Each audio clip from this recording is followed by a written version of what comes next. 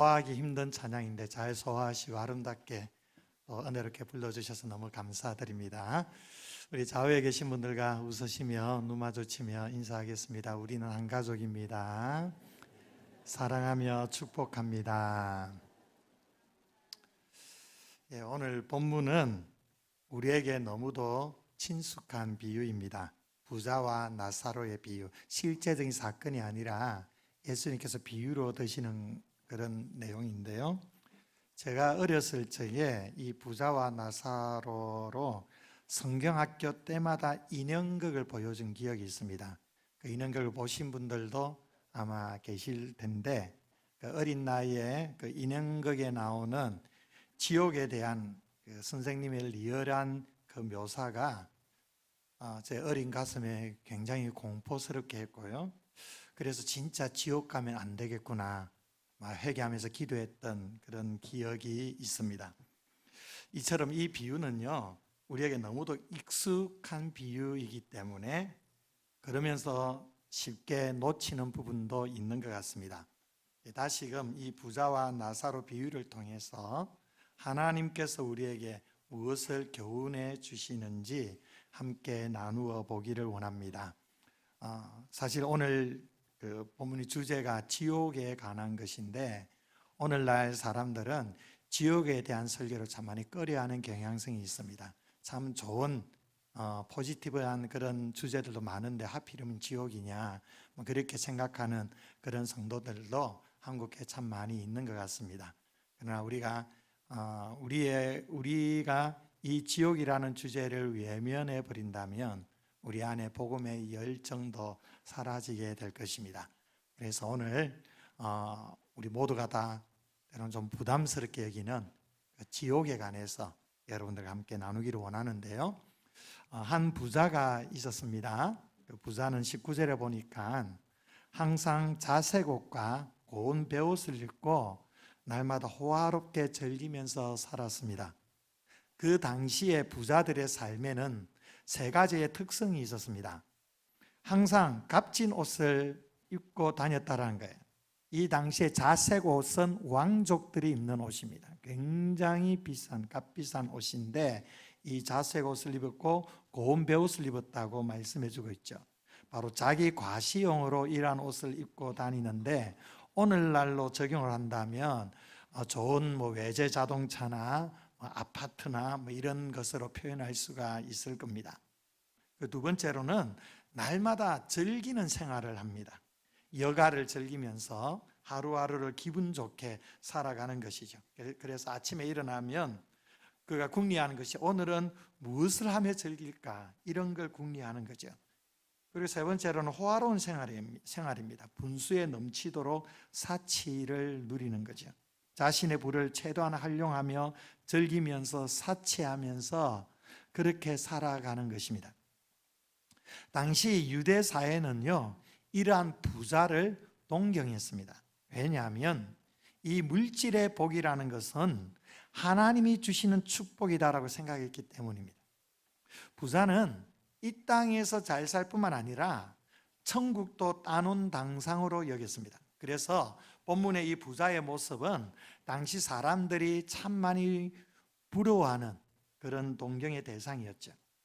자, 여기에 반해 거지 나사로는 어떤 모습입니까? 오늘 말씀해 보니까 아주 비참한 모습을 보여주고 있습니다. 이 나사로는 거지였을 뿐만 아니라 그의 몸에는 헌대투성이었습니다. 이 염증이나 상처에 의해서 고름이 막 생기고 그 고름이 터져 나가면서 궤양이 온몸에 가득한 이런 상태라는 거죠. 그리고 스스로 부자의 문 앞에 간 것이 아니고 말씀해 보니까 부자의 문 앞에 버려졌습니다. 버림을 당했다라는 겁니다. 왜 부자의 대문 앞에 버려졌을까요? 그것이 이 나사로가 생명을 보존할 수 있는 유일한 방법이라 생각했기 때문이죠. 그 부자에게 은혜를 입고 살 수 있다라는 기대 때문에 사람들이 부자의 문 앞에 버려두고 간 것입니다. 그곳에서 잔치에 남은 음식이라도 배불리 먹고자 했지만 이 굶주림을 채우기는커녕 말씀해 보니까 오히려 개들이 자기의 헌대를 핥고 있는 그런 안타까운 상황을 보여주고 있습니다. 당시 유대 사회에서의 그 개는 돼지와 함께 부정적인 동물의 대명사입니다. 그러니까 이런 모습을 보면 당시 나사로는 사람들에게 하나님께 저주받은 자로 여겨지기에 충분한 사람이었다라고 생각할 수가 있습니다. 그러다가 나사로도 죽고 부자도 죽었습니다. 당시에 거지 나사로처럼 극빈층의 사람이 죽었을 경우에는 그 시체를 거두어 흰놈의 골짜기로 가서 버렸습니다. 그것은 예루살렘 성에서 나오는 쓰레기를 소각하는 장소인데 십자가형을 받은 시체들도 여기에 버려서 함께 태워버리기도 했습니다. 이 골짜기를 게헨나라고 부르기도 하는데 지옥이라는 뜻입니다. 나사로는 죽었어도 이런 비참한 장례를 치르고 그리고 그의 죽음을 애도한 사람은 아무도 없이 게헨나라는 지옥과 같은 곳에 버려짐을 당한 것입니다. 부자는 어땠을까요?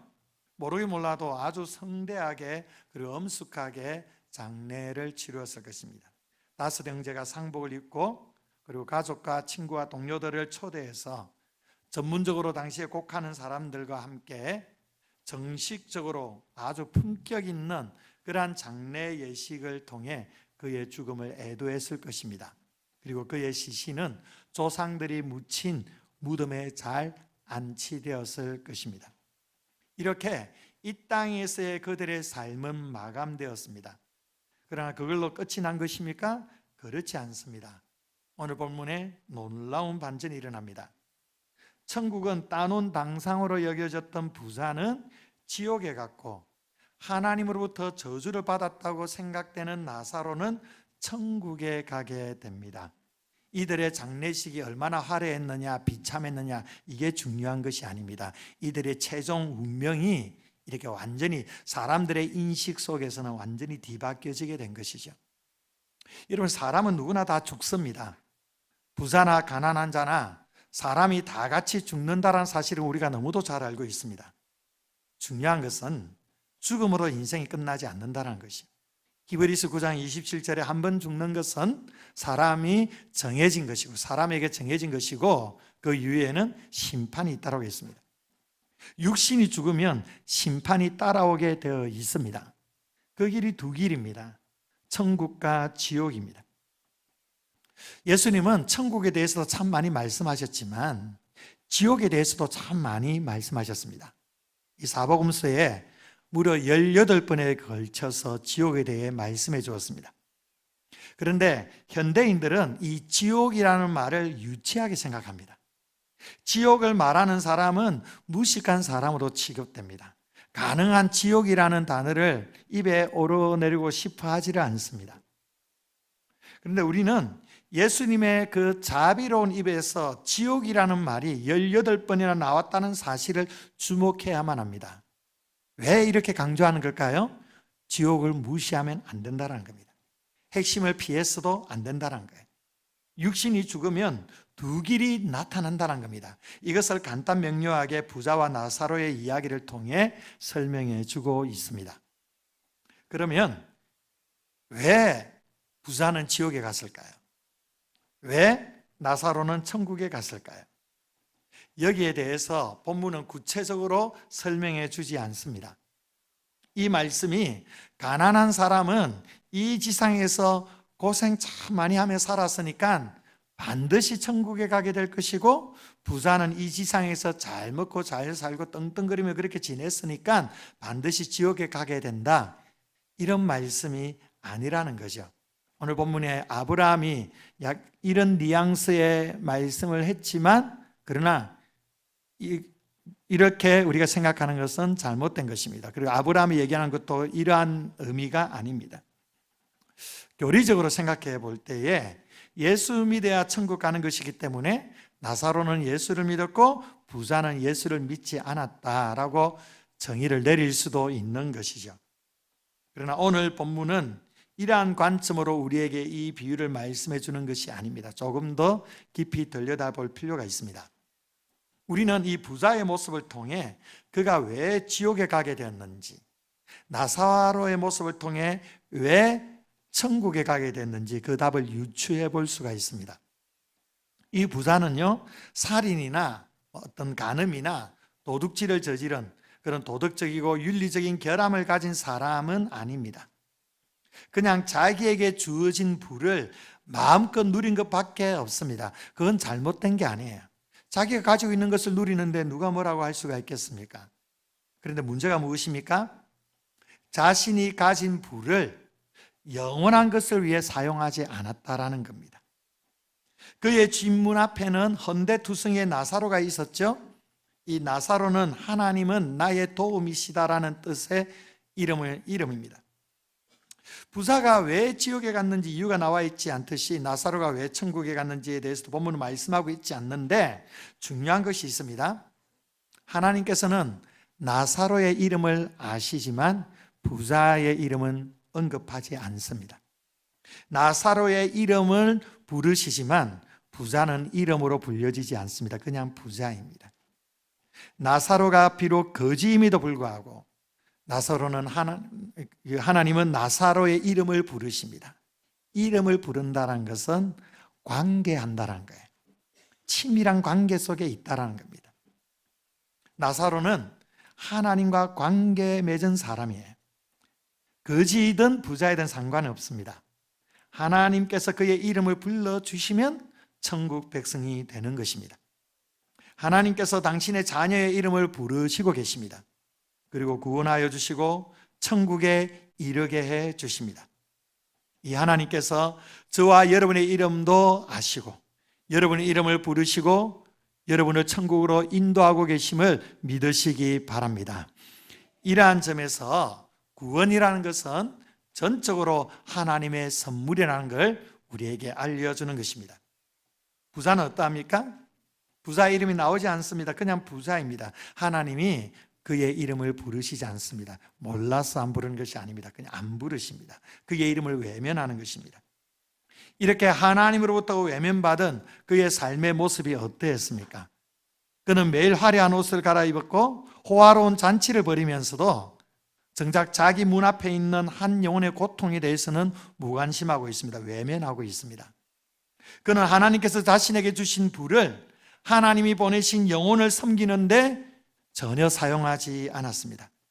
철저하게 자신의 욕망을 따라 살았습니다. 그것은 뭘 말해줍니까? 그의 마음에는 하나님이 들어갈 틈이 없다라는 겁니다. 하나님과 상관없는 인생이라는 거예요. 로마서 1장 28절에 이런 말씀이 있습니다. 또한 그들이 마음에 하나님 두기를 싫어하며 하나님께서 그들을 그 상실한 마음대로 내버려 두사 합당하지 못한 일을 하게 하셨다라고 기록합니다. 여러분, 바로 이 말씀이 죄인에 대한 상태를 정확하게 말씀해 줍니다. 죄인은 어떠한 사람입니까? 마음에 하나님 두기를 싫어하는 사람이라는 겁니다. 마음에 하나님 두기를 싫어하니까, 그 하나님을 외면하니까 삶의 모습도 어떠합니까? 합당하지 못한 일, 하나님 앞에서 합당하지 못한 일을 하는 거예요. 그래서 이 부자의 마음에는 긍휼의 마음이 없습니다. 이웃의 아픔에 무관심합니다. 외면해 버리는 것입니다. 이것이 하나님을 마음에 두지 못한 인생의 모습인 거죠. 오로지 자신의 욕심과 즐거움과 쾌락을 위해 살아가는 것입니다. 이 자체가 바로 지옥과 같은 삶인 것입니다.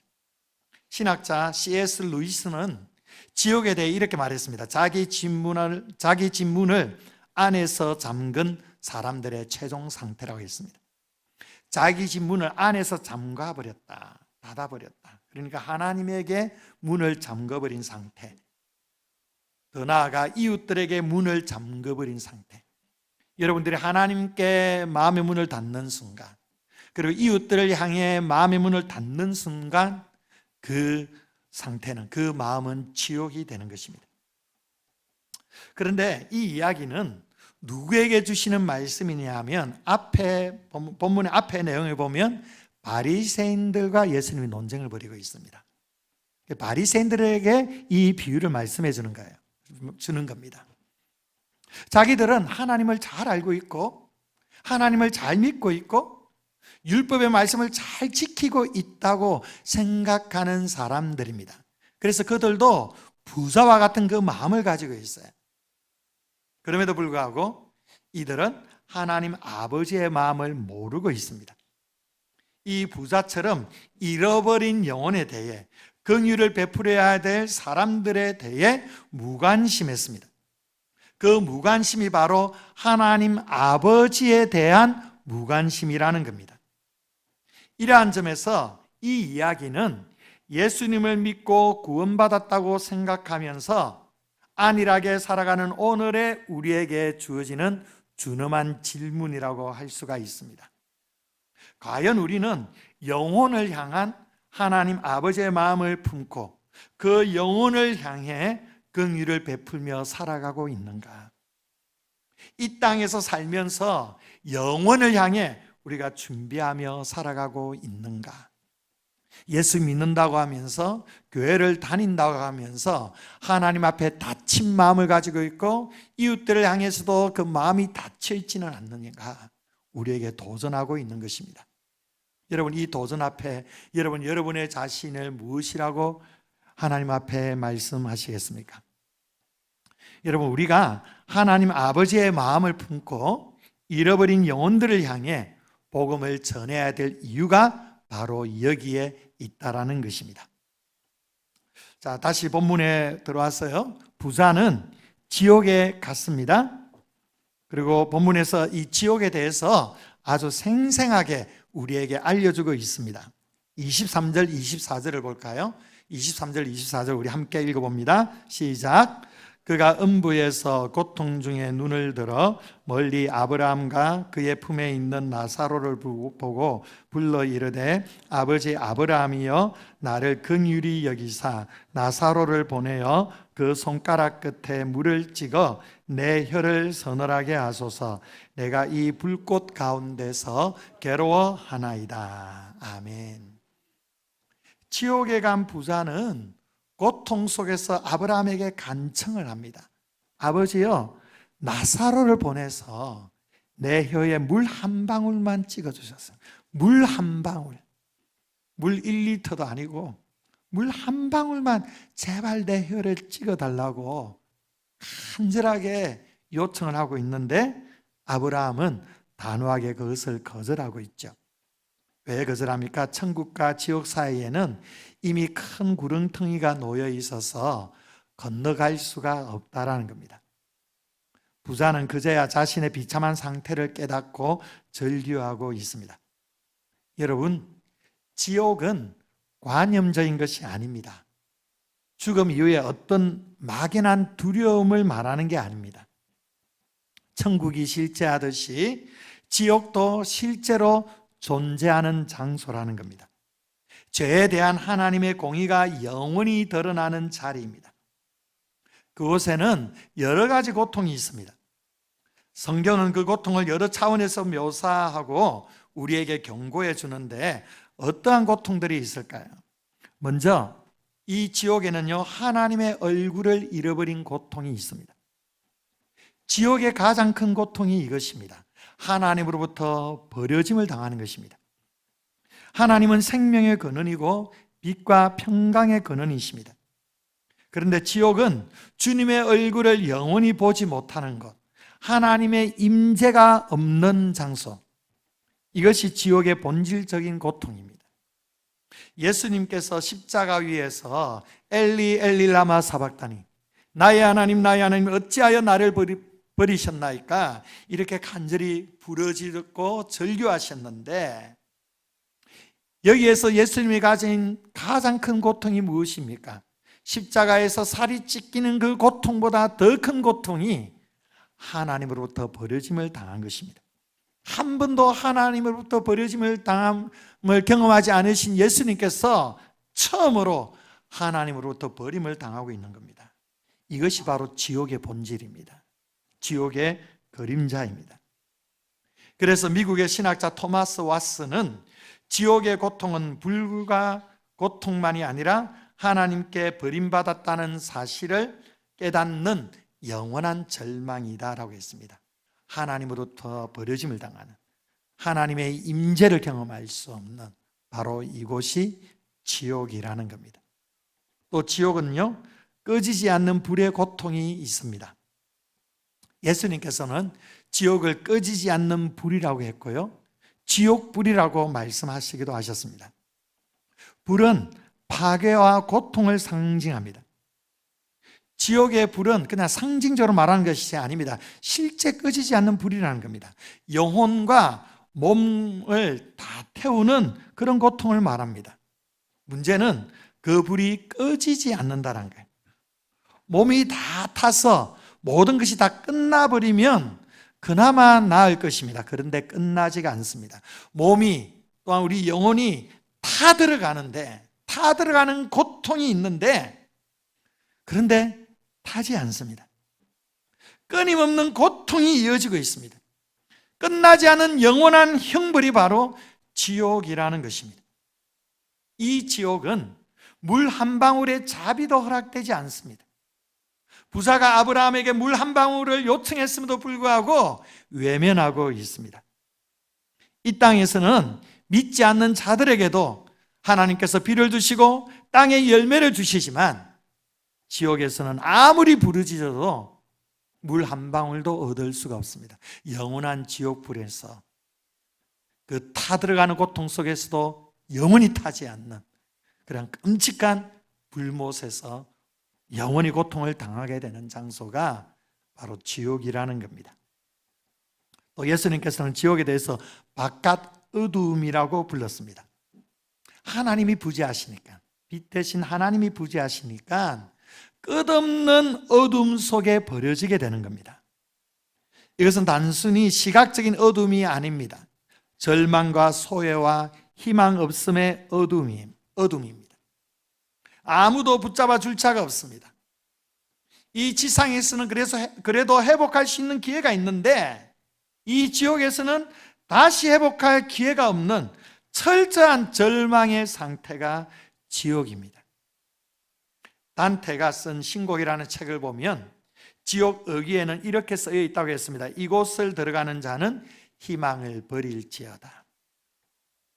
사람들에게 지옥에 대해 얘기해 주면 더러는 이런 얘기를 합니다. 지옥이라고요? 지금 내가 사는 상황이 지옥이에요. 이런 얘기를 할 때가 있습니다. 무슨 의미입니까? 희망이 안 보인다는 거예요. 여러분, 희망이 안 보이는 상태가 지옥이에요. 그러나 이 지상에서의 삶 가운데 희망이 보이지 않는 것과 지옥에서 희망이 보이지 않는 것은 전혀 차원이 다른 문제입니다. 이 지상에서는 절망 속에서도 한 줄기의 희망을 호흡할 수가 있습니다. 다시 일어설 수 있는 기회가 항상 주어집니다. 그러나 지옥에서는 그 기회가 주어지지 않습니다. 영원한 절망 가운데 가두어지게 되는 것입니다. 그래서 바깥 어둠이라고 얘기하는 거예요. 예수님께서는 이런 말씀하셨습니다. 마태복음 18장 8절에서 9절에 이렇게 말씀하셨습니다. 우리 함께 읽어볼까요? 시작. 만일 내 손이나 내 발이 너를 범죄하게 하거든 찍어내 버리라. 장애인이나 다리 저는 자로 영생에 들어가는 것이 두 손과 두 발을 가지고 영원한 불에 던져지는 것보다 나으니라. 만일 내 눈이 너를 범죄하게 하거든 빼어내 버리라. 한 눈으로 영생에 들어가는 것이 두 눈을 가지고 지옥불에 던져지는 것보다 나으니라. 아멘. 자, 손이나 발을 찍어내 버린다 할지라도, 내 두 눈을 빼어 버린다 할지라도 지옥불에 던져지는 것만큼은 있어서는 안 된다고. 차라리 육신의 결핍을 가지고 장애를 가지고서라도 천국에 가야 되지, 온전한 모습으로 지옥 가는 건 아무 의미가 없다. 지옥불에는 던져져서는 안 된다. 예수님께서 말씀하시는 거예요. 지옥의 고통은 손이나 발이 찍어내버리는, 두 눈에 눈이 뽑혀지는 고통과는 비교할 수 없는 큰 고통이라는 겁니다. 부자는 이 지옥에서 무서운 고통을 당하고 있습니다. 세상 사람들은 이 얘기를 합니다. 하나님이 사랑이시라고 하면서 왜 지옥을 만드는 거야? 왜 지옥을 만들어서 하나님을 안 믿는다고 왜 지옥에 다 던져버리는 거야? 이렇게 얘기하는 사람들이 있습니다. 그런데 여러분, 본래 지옥은 하나님께서 사람들을 위해 만든 곳이 아니라는 겁니다. 하나님께서 마귀를 가두시기 위해 마귀를 가두시는 장소로 지옥을 만든 것입니다.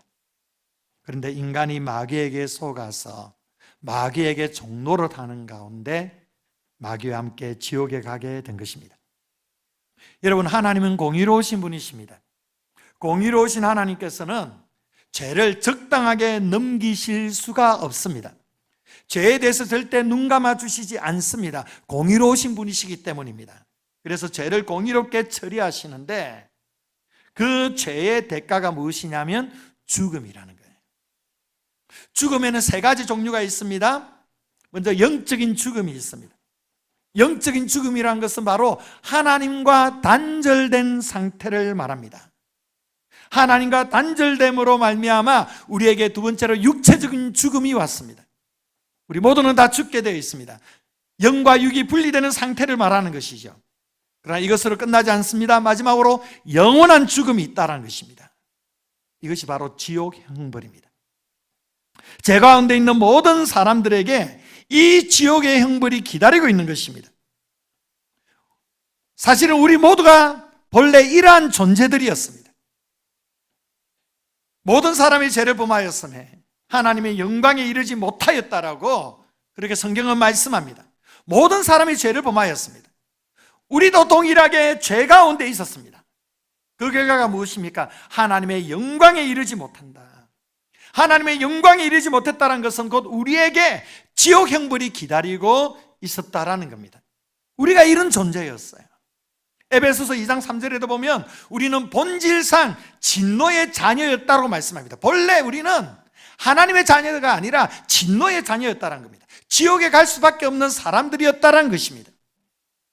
그러나 긍휼이 풍성하신 하나님께서 우리를 이 지옥 형벌에 빠지도록 그대로 내버려 두시지 않으셨다는 겁니다.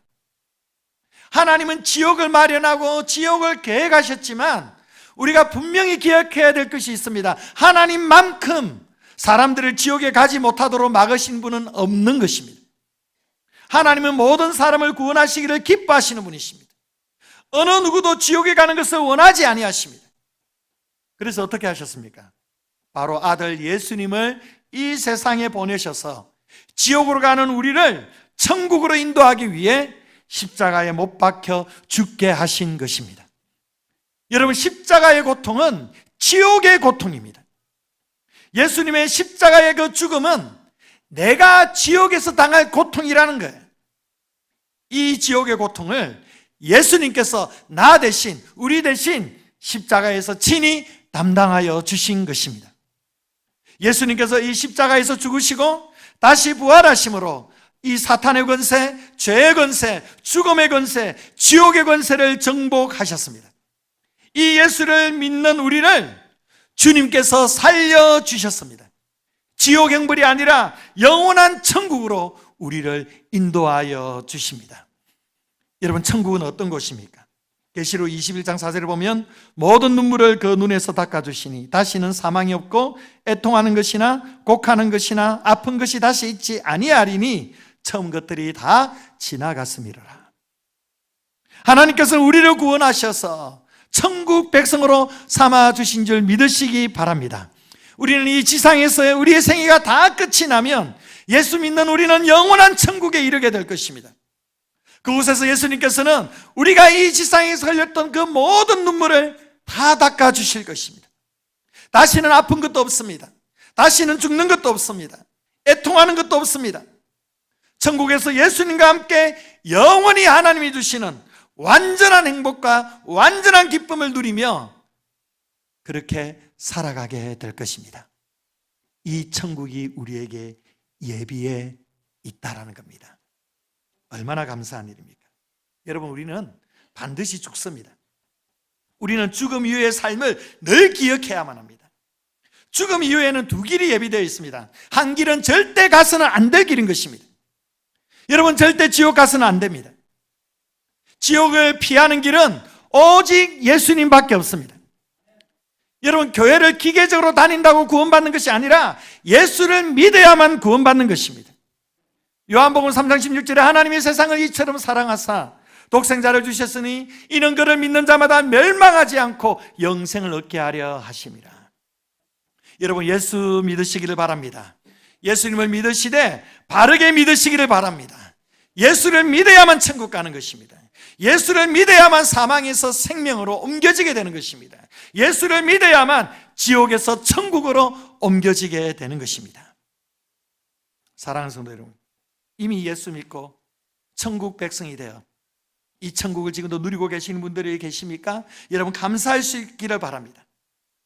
그리고 그 천국 백성다운 삶의 모습을 이 땅에서 보여줄 수 있기를 바랍니다.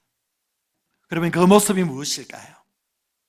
오늘 본문에 부자가 간절하게 절규하는 것이 있습니다. 27절, 28절을 볼까요? 27절, 28절 우리 함께 읽습니다. 시작. 이르되 그러면 아버지여 구하노니 나사로를 내 아버지의 집에 보내소서. 내 형제 5이 있으니 그들에게 정언하게 하여 그들로 이 고통받는 곳에 오지 않게 하소서. 아멘. 여기서 부자는 자기 자신을 위한 간구를 멈춥니다. 아무 의미가 없었던 겁니다. 그래서 뭘 간절히 간구하고 요청하느냐 하면 가족의 영혼 구원을 위해 간절하게 요청하고 있습니다. 울부짖고 있습니다. 나는 비록 회개하지 못해서 이 지옥에 왔지만 우리 형제들, 우리 자녀들, 우리 자손들만큼은 여기에 오게 해서는 안 된다. 지금 저대로 내버려 두면 나처럼 지옥에 올 텐데 너무도 안타까워서 제발 우리 가족만큼은 여기에 오지 않도록 나사로를 좀 보내달라고 요청하고 있어요. 죽은 나사로가 살아 돌아와서 자기 형제들에게, 자식들에게 보여주면 아마 예수를 믿지 않겠느냐는 거죠.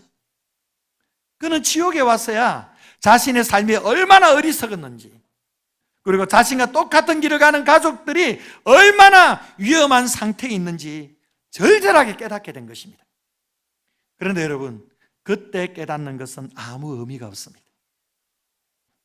그런데 이 지옥의 부자가 이렇게 뒤늦게 깨달아 울부짖었던 이 사실을, 이 진리를 우리는 이미 잘 알고 있지 않습니까? 예수 믿으면 천국 가고 예수 믿지 않으면 지옥 간다는 것을 우리가 너무도 잘 알고 있지 않습니까?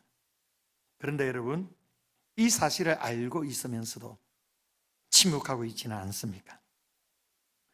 우리의 가족이, 우리의 친지들과 우리의 이웃들이 지옥으로 향해 가고 있는데 여러분 그냥 외면하고 있지는 않습니까? 부자는 형제들이 회개하려면 죽은 자가 살아나는 기적이 필요하다고 생각했습니다. 그러나 나사로를 지상에 보내면 반드시 믿을 것이라고 그렇게 생각하지만 그렇지 않다는 겁니다. 아브라함의 대답은 단호합니다. 29절에서 31절 말씀 우리 또 읽어보겠습니다. 시작. 아브라함이 이르되 그들에게 모세와 선지자들이 있으니 그들에게 들을지니라. 이르되 그렇지 아니하니이다. 아버지 아브라함이여, 만일 죽은 자에게서 그들에게 가는 자가 있으면 회개하리이다. 이르되 모세와 선지자들에게 듣지 아니하면 비록 죽은 자 가운데서 살아나는 자가 있을지라도 근함을 받지 아니하리라 하였다 하시니라. 아멘. 여러분, 모세와 선지자들이란 무엇을 말하는 것일까요? 바로 구약 성경을 가리킵니다. 하나님의 말씀을 가리키는 거예요. 이 말씀이 우리에게 도전한 것이 무엇입니까? 영혼을 살리는 것은 기적이나 특별한 체험이 아니라는 것입니다. 부자는 죽은 자가 살아난 것을 보면 믿고 회개할 것이라 생각하지만 결코 그렇지 않다는 것입니다. 오직 하나님의 말씀인 복음으로 영혼을 살릴 수가 있다는 것입니다. 여러분, 마음이 완악한 사람은 기적을 보여주어도 믿지 않습니다. 불치의 병에서 치료받아도 어떤 초자연적인 기적이 나타나거나 심지어 죽은 자가 살아난다 할지라도 그것 때문에 회개하고 예수 믿는 것이 아니라는 것입니다. 영혼을 살리는 것은 오직 하나님의 말씀밖에 없음을 믿으시기 바랍니다. 내가 복음을 부끄러워하지 아니하노니 이 복음은 모든 믿는 자에게 구원을 주시는 하나님의 능력이라고 했습니다. 여러분, 복음이 영혼을 변화시키는 하나님의 능력이라는 것입니다. 이 하나님의 말씀은 그 어떤 기적보다 강력하여서 그 사람의 완악한 마음을 뚫고 들어가 그 영혼을 새롭게 변화시켜 주시는 것입니다. 여러분, 하나님의 말씀이 심겨지면 그 말씀 안에 변화받지 못할 사람은 없는 것입니다. 여러분, 우리가 전도하지 못하는 이유는 말솜씨가 부족해서 그런 것이 아닙니다. 우리 자신이 이 복음의 능력을 온전히 믿지 못하기 때문입니다. 여러분, 복음만이 영혼을 살리는 것입니다. 복음만이 그 영혼을 천국으로 인도하는 것입니다. 여러분, 이 사실을 믿으시기 바랍니다. 사랑하는 성도 여러분, 이제 우리는 이 부자의 절규에 귀를 기울여야 됩니다. 우리의 침묵이 누군가에게 영원한 멸망으로 이어질 수 있다는 걸 기억할 수 있어야 합니다. 이제는 전도해야 합니다. 지금 우리에게 주어진 이 시간이 복음을 전할 수 있는 유일한 기회입니다. 우리의 가족, 우리의 친구, 우리의 이웃에게 예수 그리스도의 십자가의 부활의 그 복음을 전하십시오. 그들이 살아 생명 있는 하나님의 말씀에 온전히 반응할 수 있도록 간절하게 기도하십시오. 복음을 전하십시오. 10월 26일에 행복 나눔 축제에 여러분들, 여러분의 베스트들, 여러분의 가족들, 여러분의 주변의 친지들, 이웃들을 초청해 오십시오. 꼭 모시고 오셔서 생명의 말씀을 듣게 하십시오. 이 시대에 침묵하는 부자가 되지 마시고 복음의 능력을 믿고 담대히 전도하는 진정한 그리스도의 제자들이 되시기를 바랍니다. 여러분이 복음 전하기로 결단할 때 성령께서 세상 끝날까지 여러분들과 함께하여 주실 줄 믿습니다. 또 한 가지 여러분에게 도전하고 싶습니다. 여러분, 천국은 실제합니다. 그리고 지옥도 실제합니다. 혹시 이 말씀을 듣고 있는 지금도 이 사실이 크게 와닿지 않습니까? 이 사실이 믿어지지 않습니까? 주님께서 여러분의 마음을 녹여주시기를 기도합니다. 주님께서 여러분에게 은혜를 주셔서 예수 그리스도를 영접하는 은혜가 있기를 바랍니다. 여러분, 주님의 은혜를 구하십시오. 하나님을 간절하게 찾으십시오. 오늘이 은혜의 날이지만 그러나 내일은 여러분에게 심판의 날이 될 수가 있다는 걸 기억하십시오. 예수님은 여러분을 사랑하십니다. 예수님은 여전히 여러분을 기다리고 계십니다. 예수님은 여러분을 지옥이 아니라 천국으로 인도하시기를 원하십니다. 나를 사랑하사 나를 위하여 십자가에 죽으시고 부활하시고 하늘에 오르사 지금도 살아 역사하시는 이 예수 그리스도를 영접하십시오. 예수 그리스도를 믿으십시오. 예수 그리스도를 만나십시오. 그 예수 그리스도를 믿고 순종하십시오. 그러면 주님께서 여러분에게 영원한 천국을 선물로 허락해 주실 줄 믿습니다. 저와 우리 모두가 다 천국 백성으로서 이 지상에서 천국을 누릴 뿐만 아니라 영원한 하나님의 나라에 이르러서 주님의 영원한 나라에 거할 수 있는 귀한 은혜가 있기를 바랍니다. 이 놀라운 은혜를 세상 가운데 담대히 전하시는 귀한 믿음의 성도들 되시기를 주의 이름으로 축원드립니다. 기도하겠습니다. 좋으신 아버지 하나님, 감사합니다. 오늘 우리에게 말씀하여 주셔서 실제하는 그 지옥의 고통이 어떠한지를 깨닫게 하시고 우리를 영원한 천국으로 인도하시는 아버지 하나님의 놀라운 사랑을 다시 한번 깨닫게 하심에 감사드립니다. 예수 그리스도를 우리의 마음에 모시고 영접하며 그리스도와 함께 동행하면서 영원한 천국의 소망을 품고 살아가게 하여 주시고 잃어버린 영혼들, 예수 믿지 않는 우리 가족들, 이웃들에게 그리스도의 생명의 복음을 전할 수 있는 귀한 믿음의 자녀들 되게 해 주시옵소서. 감사드리며 사랑 많으신 예수님 이름으로 기도합니다. 아멘.